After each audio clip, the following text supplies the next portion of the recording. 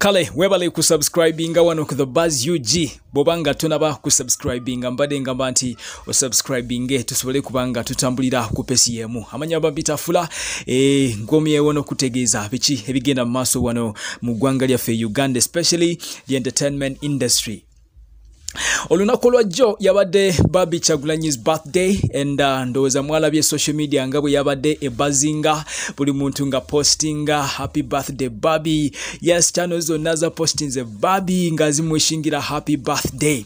Chabade blood nnyo nalabye ne some TV zagezeeyo emagere nga zigezaako okumakinga sure nti mami ono Bobi Chagulanyi ali very happy. Wabula naffe wano ku the Buzz twagala muyoza nga tugamba nti happy birthday Bobi Chagulanyi, may you live on.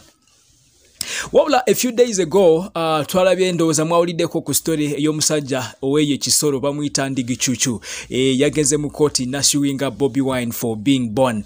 Waliyo kyali wange Munyarwanda yangambye nti eryo linnya litegeeza I am a fool, so ndowooza omusajja oyo naye he's a fool.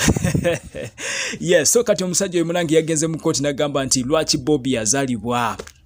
Yagambye nti singa Bobi teyazaalibwa ensi yonna teyandibadde ne coronavirus. Singa Bobi teyazaalibwa nga bwe mukimanyi bulungi nti essawa zino Messi ayagala kuva mu Barcelona. Yagambye nti singa Bobi teyazaalibwa Messi teyandivuddeyo nagamba nti agenda kuva mu Barcelona. You can imagine. Ndowooza omusajja ono omutwe gwe tegukola bulungi. Wabula ndowooza ebimwe biwulidde a few days ago. Omusajja Patrick Salvador Indrigi ye musajja waffe wano comedian, musajja wa kabinyo naye avuddeyo nagamba nti agenda mu Koti agenda kuwabira musajja waffe ono Bobi Wine.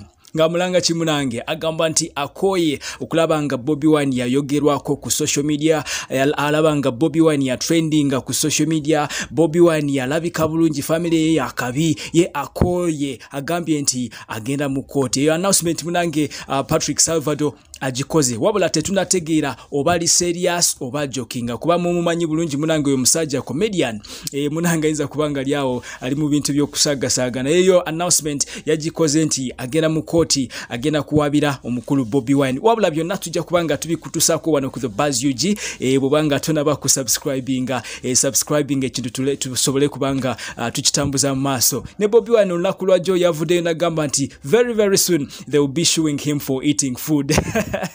Kantu akukaseseza munange. Anyways, ebyo kyekiriwe essawa zino wabula subscribing awo tugende mu maaso wano ku the Buzz UG. Webale nnyo.